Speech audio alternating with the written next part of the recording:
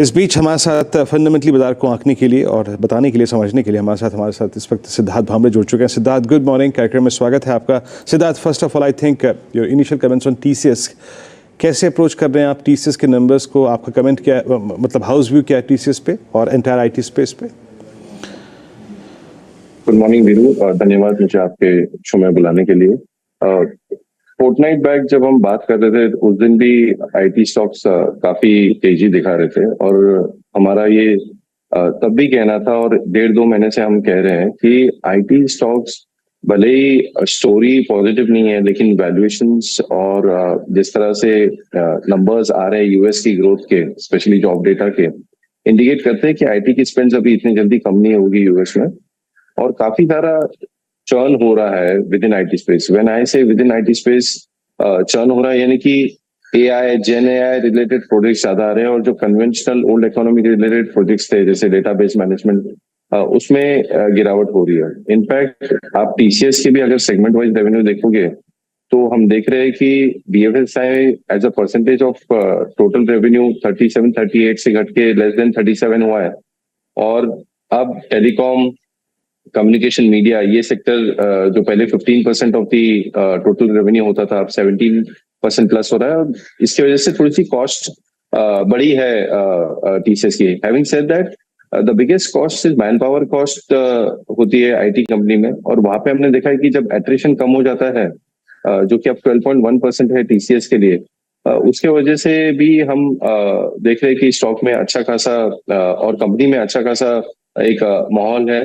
Growth rate भले ही बहुत significant नहीं रहा है, कांस्टेंट करेंसी टर्म्स में $7.3 बिलियन के बजाय $7.5 बिलियन है।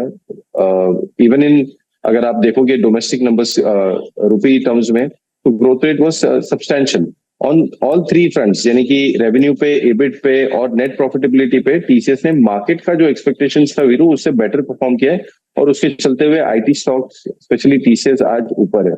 मेरा ये मानना है कि मार्केट, जब भी हम कोई सेक्टर की या स्टॉक की बात करें तो उसको रिलेटिव कंपैरिजन करना बहुत जरूरी है। मार्केट जिस तरह से जो प्रीमियम पे आज की डेट में चल रहा है, काफी सारे सेक्टर्स है जो प्रीमियम पे चल रहे हैं, उसके मुकाबले में आईटी में रेवेन्यू विजिबिलिटी होने के बावजूद, एट्रिशन कम होने के बावजूद, नेट प्रॉफिटेबिलिटी अच्छे आने के बावजूद भी वैल्यूएशन एक्सपेंसिव नहीं है।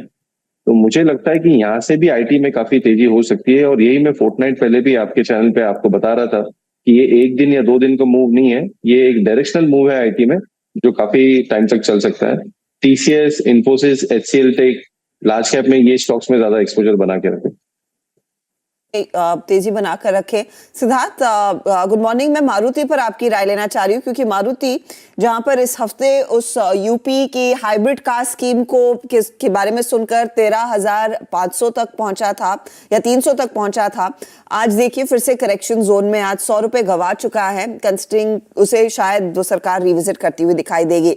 आप अपनी अप्रोच कैसे रखेंगे इस पर्टिकुलर स्टॉक में, जहां पर हाइब्रिड को लेकर डिमांड है और थोड़ा सा भी सपोर्ट मिला तो शायद ये अपने फिर हाइस को रिट्रेस करने की कोशिश कर सकता है शेयर? अच्छा, मार्केट बहुत ही इंटरेस्टिंग जोन में है।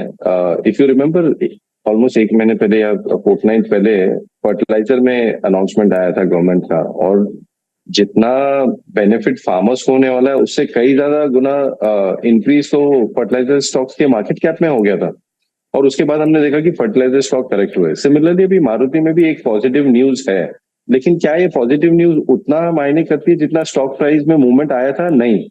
ओवरऑल इंडिया में 100-150 कार्स बिकती है hybrid as of now per month. ये नंबर बढ़ेगा, डेफिनेटली बढ़ेगा, लेकिन उसका इतना ज्यादा फायदा इमीडिएटली मारुति को आ जाएगा, हमें ये नहीं लगता है। Yes, there will be an incremental benefit जो होगा, डिमांड शायद वो सेगमेंट में बढ़ेगा, लेकिन वो इतना ज्यादा कि स्टॉक, मारुति जैसा स्टॉक 8-10% बढ़ जाए, उतना बड़ा अनाउंसमेंट या बात नहीं थी। अगर मैं मारुति को उसके अलावा अगर देखूं तो ये स्टॉक अभी भी निवेश करने के लायक है, इसका वैल्यूएशन अभी भी एक्सपेंसिव नहीं है।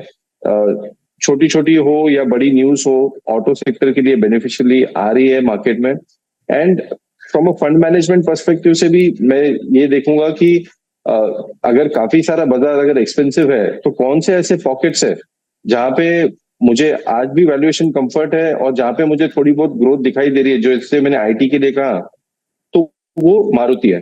तो न्यूज पर्सपेक्टिव से मार्केट ने ओवर रिएक्ट किया है, लेकिन अगर वैल्यूएशन और इन्वेस्टमेंट पर्सपेक्टिव के हिसाब से देखें तो मारुति में आप बने रहे।